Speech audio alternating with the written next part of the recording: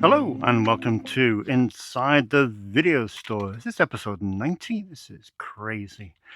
The joke is wearing thin, people. Thank you for joining me. I really appreciate it. I've just been listening in store to the Blues Brothers Band live in Montreux because, of course, we lost the great Steve Cropper this week, one of the coolest guitar players imaginable. He's brilliant in that film. And it's so great that they went on to still perform as a band for so many years after that. But it's a great album.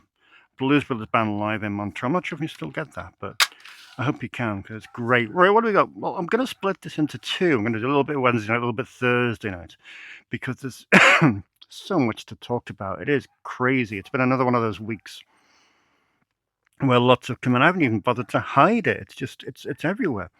So I think tonight we're going to have a look at the brand new releases that have come in this week because I got a full house early, which is nice. This time of year, you never really know, with all the film companies manufacturing at the same time. Sometimes distribution errors can come to play, although I still haven't had Wild Style. HMV are leading me on a merry dance with that one. And we're going to have a look at the film on loan section, and then that will be it. That'll be about 20 minutes. And then join me again tomorrow night for these, which is what's in the box. Well, it won't be tomorrow night. I'll be conjoined in some wonderful, seamless episode where you won't be able to notice a stitch. Aside from maybe a different coloured hoodie. Who knows? Who knows what tricks of the trade I may put before you. Right, well, let's not waste any time. We've got a lot to get through. And it's been a great week of physical media because this is the stack of brand new releases. And it's a very tasty mix of films, to be honest. Leading the way is Mr. Darren Aronofsky with Caught Stealing. This is coming on a pair of Blues and a DVD as well. I've had this stacked on the counter now for a couple of days now, and every person that's been in, Andrew's just been in this evening, has said to me, "Oh, that is a very nice film indeed." So yeah, I can't wait to see it. Did you like it? Did everyone else out there like it? I like Darren Aronofsky. So many of his films are great. They can always be contentious, though. I know when The Fountain came out, a lot of people who really, really did not like that film. But I thought it was great. But yeah, Caught Stealing, that's our lead film of the week. Next up is Mr. David Cronenberg. Isn't it nice to still be able to introduce a new David Cronenberg film? It is The Shrouds, out this week on Blu-ray and 4K only, no DVD of this. Released by Vertigo. Vertigo just set up a new label, a new offshoot, which looks really, really interesting. They're putting out Dogma, Kevin Smith's Dogma on 4K HD and Blu-ray in the spring. I forget what the label is called, but it's a slightly different name than Vertigo. I don't know why they do that kind of thing. It just confuses the issue. It's like Vinegar Syndrome, and there's 16 different interpretation: VSL, VSA, VSU, VSU. Who knows? But yeah, David Cronenberg's new film, The Shrouds, is out this week on Blu-ray. And looks great. Vincent Cassel is in the lead role. Sounds great. I'm sure it will be predictably awesome. Let me know if you've seen it. Spinal Tap 2 is also out this week. This one probably is going to be fine. It's one of those long gestating sequels that probably came out a little bit too late. Well, I've just held up the box of the Blues Brothers Band there. You couldn't get a sort of a more unfulfilling sequel than the Blues Brothers 2000, although it has a great soundtrack. But yeah, Spinal Tap 2, don't know what to make of it really. But hey, they're all back, and Rob Reiner's back as well. So, I think there are worse things to be upset about. The second part of Ethan Cohen's lesbian-themed trilogy is out this week. It's called Honey Don't. If you remember, the first part was called Drive Away Dolls. The third part is out later this year, I think. It's called Something Beaver. ironically. I don't know the precise title, but yeah, it's a trilogy. Ethan Coen has written them with his wife, Trisha Cook, and certainly if it's anywhere near as good as Drive Away Dolls, it should be another great chapter in a quite fascinating threesome. So yeah, great. Honey Don't with Margaret Qualley, Aubrey Plaza, Charlie Day, and Chris Evans. Odyssey is another newbie this week. Odyssey is directed by Gerard Johnson. Not a name that might roll off the tongue, excuse me. I saw a film of his quite some time ago. I don't have it to hand. It's called Tony. A brilliant, brilliant British film, character study about a guy called Tony. But it's really good, really well written. I haven't seen his last couple of films, but certainly from what I have seen, he's a very interesting filmmaker. This is his latest. It's described as a stylish, gritty, and darkly comedic thriller. So yeah, I'm looking forward to this. So Gerard also directed Hyena and Muscle as well. All of those are, of course, in stock at Snips Movies. Finally, this week we have the latest film from Sean Ellis, which is about a boxer played by Orlando Bloom. John Turturro is also in this. It's called The Cut. And I just picked it up on DVD because I wanted to slum it. But yeah, that is that. And that is this week's fine assortment of brand new releases, which is a pretty decent spread, to be honest, for December. So that's good. That's that. Next up, we have the boutiques. Well, you can only start with this one, can't you? I mean, wow. Wow, wow, wow. Aren't we lucky to live in a time where we have nice things like this? It's gorgeous, isn't it? I won't tell you the whole Shaw Brothers story again. You know how many Shaw Brothers films I had to rent 20 years ago. But now there are over 100 at Snips Movies, which is just quite phenomenal, really. And they keep on coming out in these gorgeous sets from Arrow. This is volume 4 of Shawscope.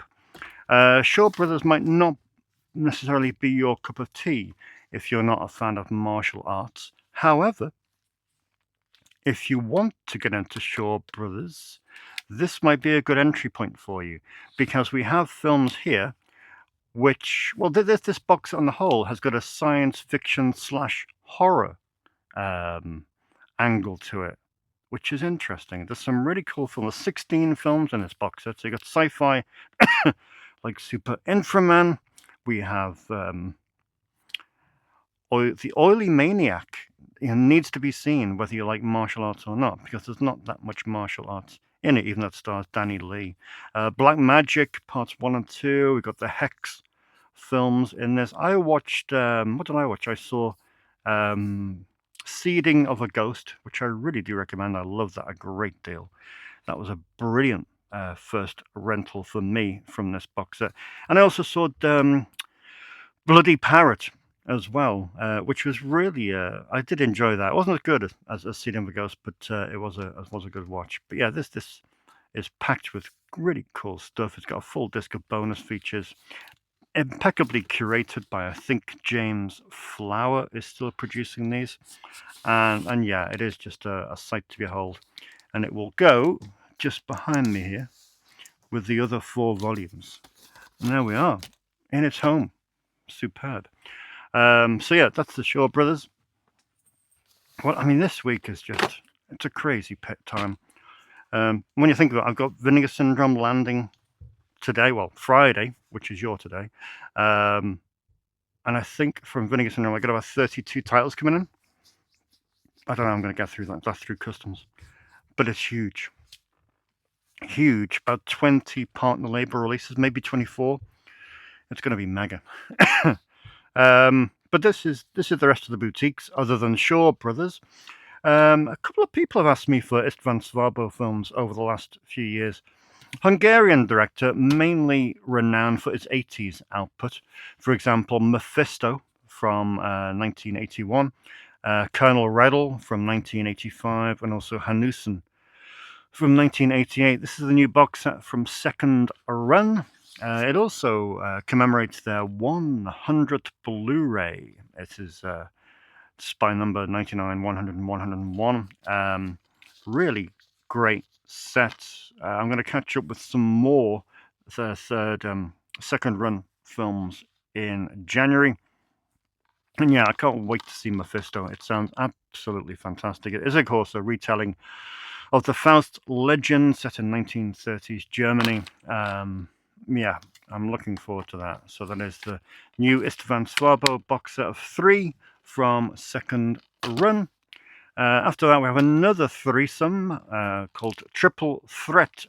3 films from Sammo Hung. Something is rattling. That can't be good. That's not good. But yeah, we have... what have we got on this? We have... Give me some films. The Manchu Boxer. The Manchu Boxer we have an action comedy in Paper Marriage, and also we have Shanghai. More of a gangster film, if anything. But yeah, this really does run the gamut of themes. So yeah, there we go. Triple Threat, 3 films with Sammo Hung out this week from Eureka. I'll be going straight into the martial arts section. Sunshow The Bailiff is this week's entry into Criterion.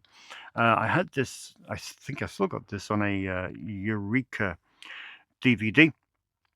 But this, of course, is the upgrade to Blu-ray, the 1954 film, a classic Japanese story that became one of cinema's greatest masterpieces, a monumental, empathetic expression of human resilience in the face of evil. 3 films from Radiance this week. We have a Visconti in La Notte Bianchi from 1957. Apologies for the pronunciation. So that's that. Yeah, from Visconti. I've got a few Visconti films in this year. This one won the Silver Lion at the 1957 Venice Film Festival. So that's certainly had a few accolades. A Robert Bresson film from 1969 called Une femme douce, based on Dostoevsky's short story. A chamber drama anchored by a star-making performance from Dominique Sander. So that is Une femme douce. And Splendid Outing from Kim Soo-young. A modernist feature from prolific cineast Kim Soo-young. One of the boldest works from Korean cinema's darkest era. This is from 1978. Splendid Outing sounds pretty good. Finally, in the boutiques this week, we have Apache. Burt Lancaster, it is. Directed by Robert Aldrich. Paul Guilfoyle stars alongside Burt Lancaster. And it's, of course, one of the first westerns to feature a sympathetic portrayal of a Native American, which obviously was a rarity back in those days, especially in 1954 when that film was made. Okay, so they're the brand new releases. How are we doing for time? Good. We can look at the what's been going out on loan. And it's been a good week, to be honest. Sunday was mega. Sunday, holy moly. You know, when you put the key in the door and then just like 15 car doors slam at the same time. No, exaggeration. But it was great. So many people were in. Apologies if I couldn't speak to you for as long as I might normally do. But it was brilliant. Brilliant to see so many people. And if you've followed me on Instagram, then you'll have seen a huge stack of movies that rented out in about 57 minutes on Sunday. Just absolutely insane, but really, really good to see. And unexpected, because like I said last week, this time of year, you never really know. You know, it's cold weather-ish. And you think to yourself, well, will people want to maybe stay inside on the couch, bit of Netflix, bit of Hallmark Christmas movies, that kind of thing? But no, good to see. People came out and they rented The Leather Boys, because that's what we demand in December. Sidney J. Fury's film. Really cool to see. The customer who rented this was keen on seeing Rita Tushingham's performance, as they are a fan. But generally speaking, a very interesting exploration of identity from 1964. The Leather Boys, out from Agfa.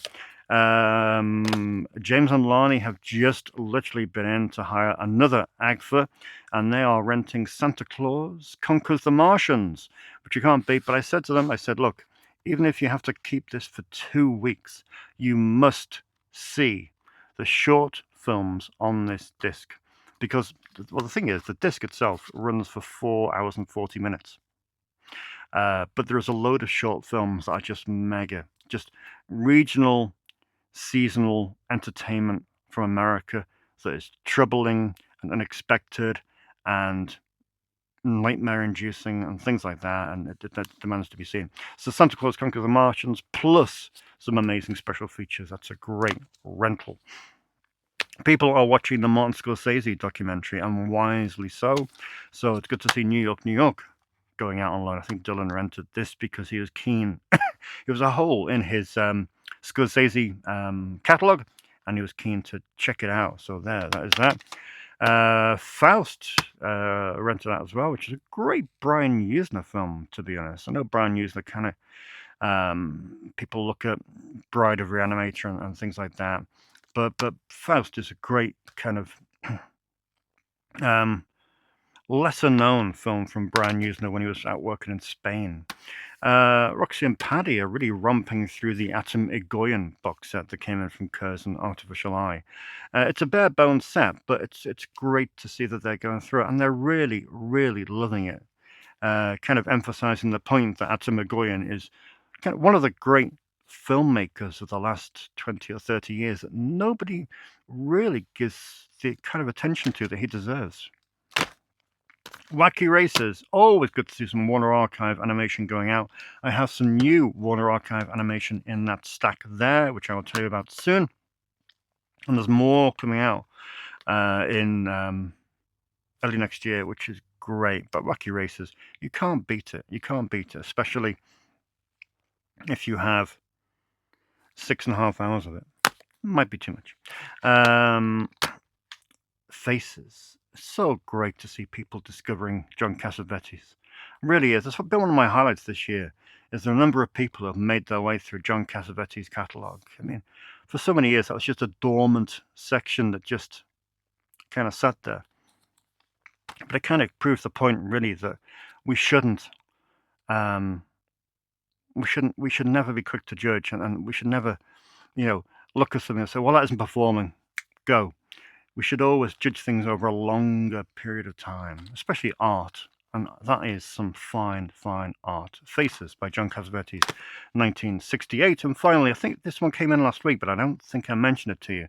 It is The Court Jester. It was a request from Lot, and I was keen to get it in because I do like a bit of Danny Kaye. You got Basil Rathbone in this as well, Angela Lansbury, and it's just a joyous event that, we all need more joy in our lives, don't we? What are we on? 22. Quick one for you. I got an amazing delivery in the post today from our good friends Rod and Julie, who've sent in discs before. They analyze my database and they send in stuff that they think, you know what, Dave, you could really do with having that in store. They're great. They're such thoughtful people. They don't live locally. They can't come in, but they watch inside the video store and they analyze the database and they say, let's add this to the Snips library, and it's welcome. It's very, very welcome. They've picked out some good films, including, okay, well, maybe not this one. No, yeah, definitely not this one. Let's go Popcorn. It's the quote on the front is, a filthy comedy sizzling with fit birds. Yeah, but still, it will be an ideal addition to my post-millennium British films that died a death, some for good reason. Another one that might fit that is Mischief Night, although that does sound marginally better than Popcorn, the filthy comedy that's sizzling with fit birds. Mischief Night, Rod and Julie sent in as well, which looks quite interesting, to be honest. This looks cool, though. Cobain, Montage of Heck. I've not seen this, heard a lot about it. It's Brett Morgan's documentary on the Nirvana frontman, so that will find a good place in the documentary section. Hey, some Barbra Streisand. On a Clear Day, You Can See Forever. Vincente Minnelli's film. Never had this in the store before, but I do now. Robert Altman. Never had The Company before, but I do now, so it's a great pickup for the store. Brilliant work, Rod and Julie. Excellent. Likewise with this pair of River Phoenix films. We have A Night in the Life of Jimmy Reardon, which is awesome. Can't wait to stick that maybe in the indie section. And also Little Nikita, which I've never seen before. It's a film by Richard Benjamin, for goodness sake. Sidney Poitier, River Phoenix, and Richard Lynch. Not seen this in my life. Don't really know much about it. Looks great though. And finally, we have more Claude Chabrol. I have a little Chabrol box set just behind me, but this will fit snugly alongside. That's a great little care package there from Rod and Julie, and very, very greatly appreciated. Thank you very much. I'm going to go off home, and I'll see you at some point tomorrow with more. And we're back. Hey, 24 hours later, it's Thursday evening, just before 7 p.m. I've even closed early just to spend time with you. So considerate. So where were we? So we've done the new releases, which are all now on the shelf, which are looking very spankingly brand new and attractive, unlike myself. We've done the on loans, so now we're into what's in the box. And this section will take probably the full 20 minutes of allotted time. Let's get cracking. First things first, I'm going to kind of flaunt to you a title that, alas, I'm unable to display. You know the drill. I got a lovely message this morning from Kat. I posted it on my personal Instagram feed that I had it. It arrived yesterday, and they said, just why can't you put this in the shop? And it's like, well, I can't put it in the shop. I'm not allowed to display it because it is pornography. It is the most wonderful kind of pornography. It is Behind the Green Door. I've written about this film in the past. I think I wrote about it briefly in the Gary Graver book, which, incidentally, Christmas. Blatant plug, but just in case you didn't know, the Gary Graver book, We Must Shoot, is now available at all good bookstores and Amazon. It's a great book, which details Gary's flirtation with the porn industry for a number of years, and features many great reviews of a whole scope of pornographic movies from 1975 through to 1996. But yeah, Behind the Green Door was kind of there at the very beginning. So we're talking, Behind the Green Door is 1972. What year was Deep Throat? 71. But I think I would say that these two films, Deep Throat and Behind the Green Door, are the cornerstone of the whole golden era of pornography that lasted through to 1984, when kind of VHS became prominent. Vinegar Syndrome, a few months ago, announced that they had bought or acquired the rights to the Mitchell Brothers film group. Mitchell Brothers were key players in the porn business during the 70s. If you want to know a little bit more about their story, I would recommend the film Rated X with Charlie Sheen and Emilio Estevez. I know I asked Roxy about this earlier today. Quite complimentary about it. Obviously, it's not completely warts and all factual, but it does give you an idea of who these two Mitchell brothers were, where they came from, and what happened to them, etc., etc. But yeah, Behind the Green Door is kind of their most seminal, no pun intended, seminal film. And this edition from Vinegar Syndrome is under their new label, Mitchell Brothers Film Group, obviously MBFG 001.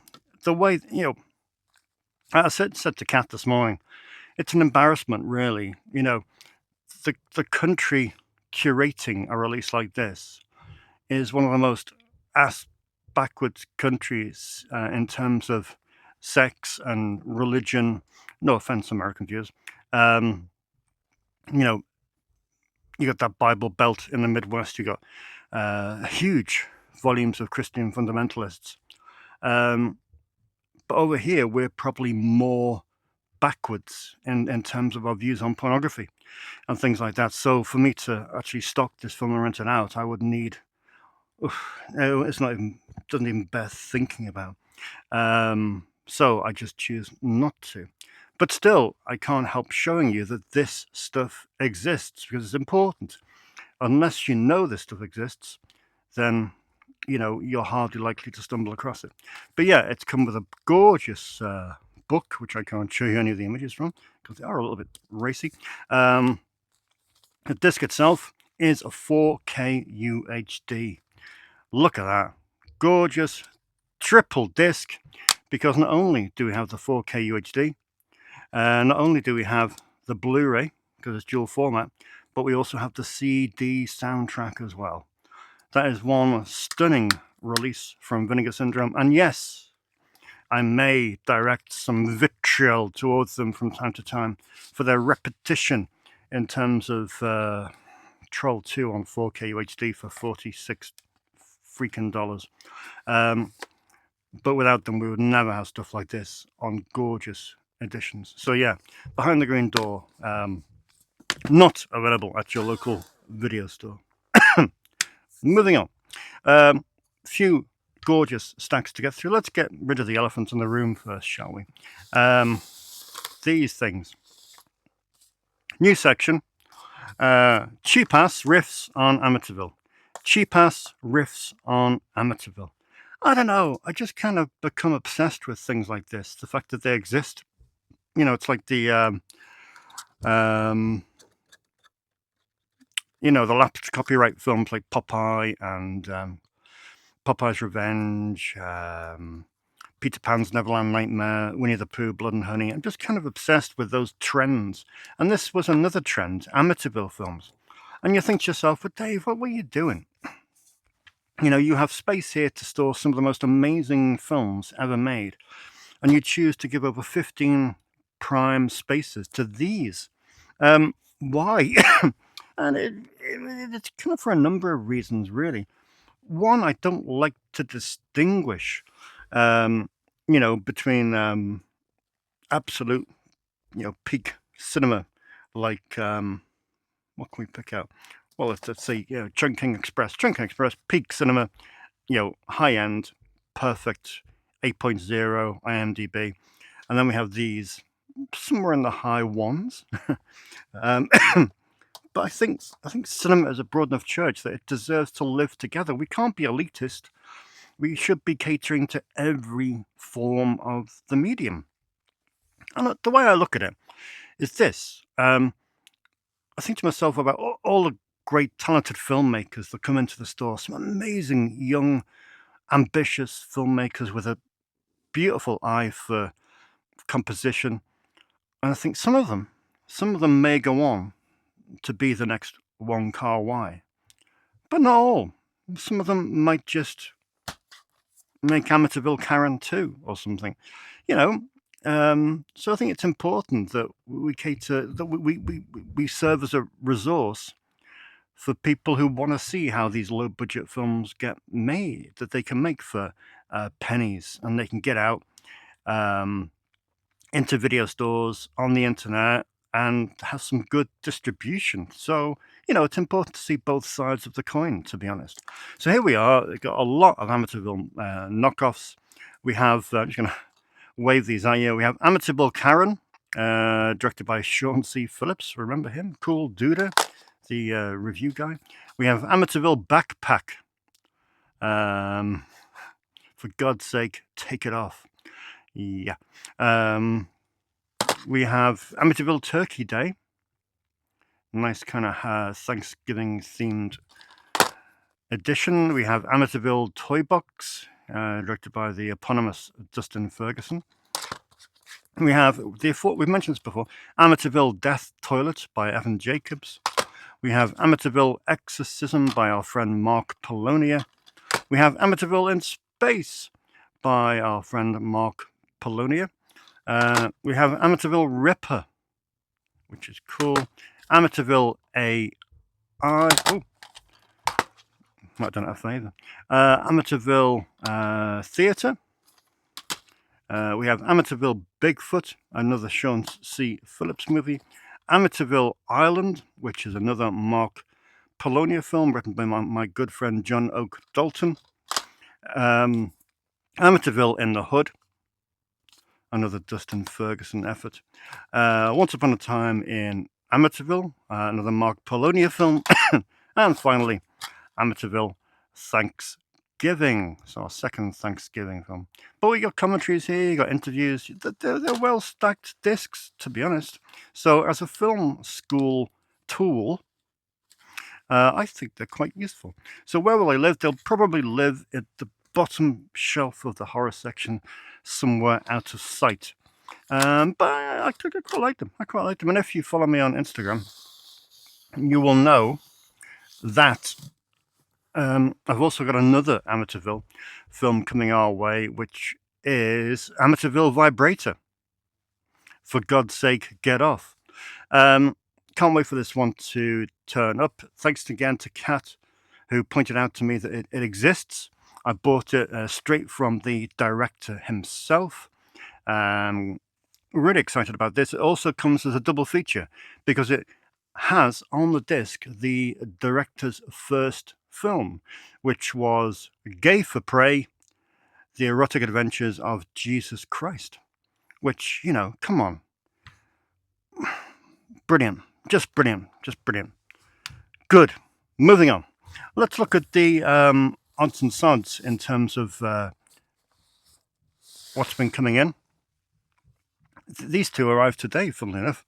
We have an... God, I'm going to switch off. We have another entry in the Seduction Cinema selection, which is above my head here. Seduction Cinema, great little exploitation label from Millennium Era. John Bacchus, not his real name, did a lot of films for them, like The Erotic Witch Project, Gladiator Eroticus, Muffy the Vampire Slayer. And now we have another one that was missing from the collection. So we have Women in Black, Lesbians Undercover. Now, this is actually a fairly decent effort in the on the label. Originally called Vampire Seduction. I think over in America, its title was changed over here, but it's quite a dark little film. So, you know, it's not the typically exploitative, derivative kind of nature. It's more of a straight down the line tale of vampirism. So, yeah, quite an interesting one, that one. Also in today, thanks to Dylan for reminding me that this was out. It is the Antonia Bird film, Priest, set in Liverpool, written by Jimmy McGovern. And of course, you got Linus Roach and Tom Wilkinson and Robert Carlyle in this, about a parish priest locally. So yeah, that's a great addition from the VFI. And weirdly enough, I didn't have this on DVD, so that is a brand new film to the store. So that's fantastic. Also in this week, this one hot-tailed its way over from France, a very seasonal effort. Big thank you to the lovely Alex, who, I love it when people come in and they say to me a film that I never even knew existed. That was the case here. Alex said, have you got Santa Claus is a Stinker? I'd never even heard of this. Have you? Has anyone out there seen it or heard of it? It's from 1982. I think it revolves around a scenario whereby lots of people combine together, like a transvestite and all these kind of wonderful people from the underbelly of society. And yeah, dark comedy kind of things. That's Santa Claus is a Stinker. It's a French Blu-ray with English subtitles. Can't wait to watch this. I'm desperate to see it. So as soon as I finished all my Sorority House Massacre prep over the next few days, and I will dive into that. Another weird one that I didn't have in stock, which is just baffling. Death Becomes It. Did not have this in stock at all. Someone was it? I forget. But yeah, here it is now on Blu-ray, the Robert Zemeckis film, Death Becomes Her. So yeah, that's good to see that one in. Mentioned this one a few weeks back. They were late to post it out. Whoever the guy I bought it off. Encounters in the Natural World, the Werner Herzog box set. After upgrading all his feature films, I've now set my sights on upgrading his documentaries. I already had two of these, Encounters at the End of the World and Grizzly Man, but it also comes with a couple I did not have at all, like The White Diamond and The Flying Doctors of East Africa. So yeah, that's a really great third disc in this set with 3 documentaries that I have never had in the store before. So that's great. Really happy to get that. Plus, Grizzly Man is such a pivotal documentary. It really is. So that's that. Cool. As you know, I don't really buy TV. Every now and then, once in a blue moon, I may get a like an archive sci-fi that comes in. Like I got Object Z that came in a few months back, classic ITV sci-fi. Aside from that, I really don't bother. I just kind of keep my TV archive. The database tells me that I have 568 seasons of TV stored in the back. Big surprise. And it's worth keeping. It's all good stuff. But I was keen. I'm a big Mel Brooks fan, as I know John Hughes is aware. And I just love Mel Brooks. I think he's an absolute genius. 99 years old, still absolutely as sharp as a tack. And I've always wanted to pick up his TV series that he created with Buck Henry back in the 60s, Get Smart. It's quite a lengthy show. It's 5 seasons. There's about 30 episodes per season, but it's just great. It's just absolutely great. So yeah, really cool to get those. Great price as well. Literally a giveaway. So yeah, there it is. The brilliant Get Smart. I think they did make a movie out of this, didn't they? Who made that? Was Steve Carell in that? Maybe. I don't think I kept it. Don't think I kept it. I'll have to check on that. But yeah, so there we are. Bit of TV in this week, controversially. Get Smart. What time are we on? We're all right. Okay, so let's look at this final stack that's come in this week. We've kind of got 1, 2, 3, 4 sections here. Some of these films I know nothing about. I've barely even looked at these since they came in because it's been quite busy. But certainly the pivotal one in this selection is this. It is, of course, Rampage, the William Friedkin film from 1987. It's an interesting one because, well, it's never really been around anywhere. I think it had a VHS release here at some point, but it got messed around with. I know it played festivals in '87. Distribution was shoddy, to say the least. The Weinsteins, of all people, got hold of it in 1992 and recut it. But yeah, so here it eventually is. Rampage, William Friedkin film. It comes with both cuts attached. So you have both the 1987 original festival cut at 96 minutes and the 92 Weinstein cut from which is 91 minutes. The score is by Ennio Morricone. Comes with a really useful audio commentary from Howard Berger and Nathaniel Thompson. But it is only on 4K UHD, unless you have a Region 1 Blu-ray player. But yeah, I can't wait to watch this. And it's been restored, of course, from the 35mm original camera negative, which is the important thing. 3 films in from Full Moon. We have Subspecies 4 Bloodstorm on Blu-ray for the first time, although it's only here from the best available source, so likely to have been spruced up from a video master, unfortunately, but hey, might be a smidge better than the DVD that I've had there for many, many years. We have Blood Dolls. And if you want to be useful, join the campaign for 88 to license Blood Dolls. They probably will. But I love this film. I think it's one of the great Charles Band movies from the Millennium era. I've got Pimp Doll in the back, who is a prominent character in Blood Dolls. I think it's a great little piece of work. So yeah, we want this in the UK. I know it is in the UK, but we want it officially in the UK.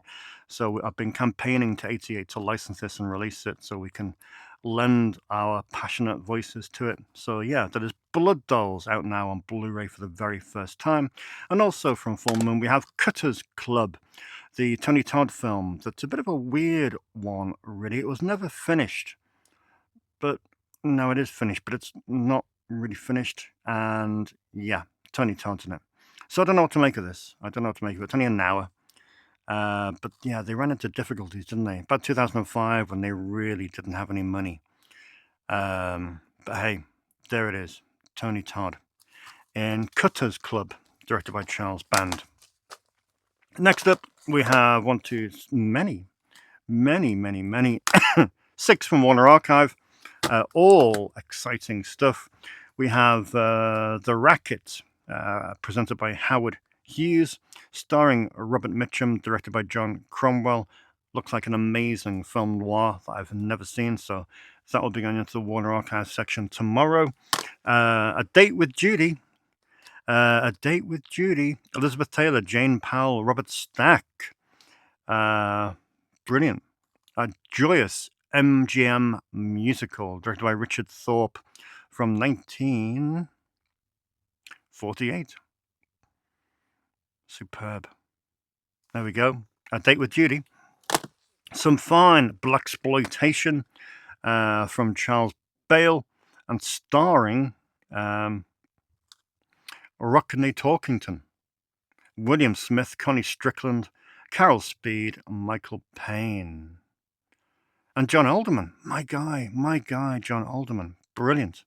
But yeah, this is a blaxploitation I've never ever seen before, so I can't wait to check that out. So that's brilliant. Black Samson. Now this one really looks interesting. It's called Rafferty, the Gold Dust Twins. It's directed by Dick Richards. Great cast. Alan Arkin is the lead. We need more. Well, we needed more Alan Arkin movies with him in the lead. And also starring Alex Rocco and Harry Dean Stanton. It comes from 1975. And yeah, it just sounds amazing. I heard Brian and Elric talk about it on their podcast, and it does sound a great film. Next up, we have I Died 1,000 Times. It's based on the Humphrey Bogart classic High Sierra. CinemaScope and an enriched color palette to the gritty saga of Roy Mad Dog Earl. Brilliant. A rousing, memorable thriller, says the books. And finally, from Warner Archive, we have another one of their animation series. It is Touche Turtle and Dum Dum, the brilliant animated series. We have all episodes here from the 1962-63 season, clocking in at 4 hours and 35 minutes. Yeah, just brilliant stuff. Peak Hanna-Barbera. Okay, finishing off the What's in the Box segment, we have 5 from Film Masters, which makes us gets us pretty much caught up with Film Masters. Aside from, they've just put out House on Haunted Hill, so that's very exciting and a lovely remastered edition. We have The Triumph of Sherlock Holmes and Silver Blaze double feature with Arthur Wantner as Sherlock Holmes. These dates from 1935 and 1937. We have Emperor Jones, which looks amazing. Paul Robeson playing a role he played on the Broadway stage. And this one's from 1933. We have The Strange Woman, period piece set in the 1820s in Maine. Hedy Lamarr is in this, and it's directed by the genius Edgar G. Ulmer, a cult director if ever there was one. The Red House stars that guy, Edward G. Robinson. Sounds great. Come to the score by Miklos Rosa, who composed the scores for Double Indemnity and Spellbound. Sounds like a great drama from 1947. Just better check these are all region free. Yeah. And finally, we have Kansas City Confidential, the picture that hits with a Bullet Force and Blackjack Fury. An imaginative film noir classic, this fast-paced and highly entertaining gem was the source of inspiration for Quentin Tarantino's Reservoir Dogs. So yeah, that is Kansas City Confidential. Can't wait to watch that. So yeah, what a great week. What a great week. Brilliant week. So much choice. So many cool films. Can't wait to put them on the shelf tomorrow. Yeah, so that's that. All done. Let me switch my water off. We'll do a quick comment section now. And then we'll be off. And then I will go and join these two segments seamlessly together. And you will never know the difference, aside from completely different clothing. Oh, what we got? Not many comments this week. You've been quiet, but that's fine. Because you've been busy. You've been busy people buying presents for people you don't like. Big Al. Been watching a few episodes on my... Oh, rewatching a few episodes on my night shift. Rewatching episodes? Are you trying to sleep through your night shift, Big Al? I enjoy the on-tour segment around the store, especially when you went through the spaghetti westerns in episode 16. I was just wondering, has the western section grown, and have you watched any good westerns since that video? No. And no. Unfortunately not. No, very few westerns are coming. Maybe one or two. But no, I haven't seen any. I haven't seen any westerns this year. I know Mark. Should get Mark in front of the camera. Mark is renting a western a week at the moment. He's just been through the whole Bud Butter cassette with the tall tea and all that. Maybe, yeah, should have Mark as a guest, and he can tell you about all the great westerns he's been watching. And Jake's been watching westerns every week as well. So we should have a spin-off show with two of my customers who are completely obsessed with westerns. But no. But we'll do a good tour. We'll do a tour in the spring because I'm moving some things around in January, and that will kind of make sense. Corey says Troll 2 was good enough on Blu-ray. Damn straight, Corey. We don't need Troll 2 on a $46 4K UHD. Matt says, do you do videos for the other side of your business too? No, Matt, I don't, because that would be crazy. No, good question. No, I don't, because one, that side of the business just operates wonderfully by itself with very little promotion, which is nice. If I don't do promotion for the movie side, it can kind of fall asleep quite quickly. But you kind of need to kind of tease people all the time with all the cool stuff that's coming in, so they kind of become aware that there's always new films coming in. Because I kind of worry about people having the old opinion of video stores and that they get like one title in a week and that's booked up for eternity.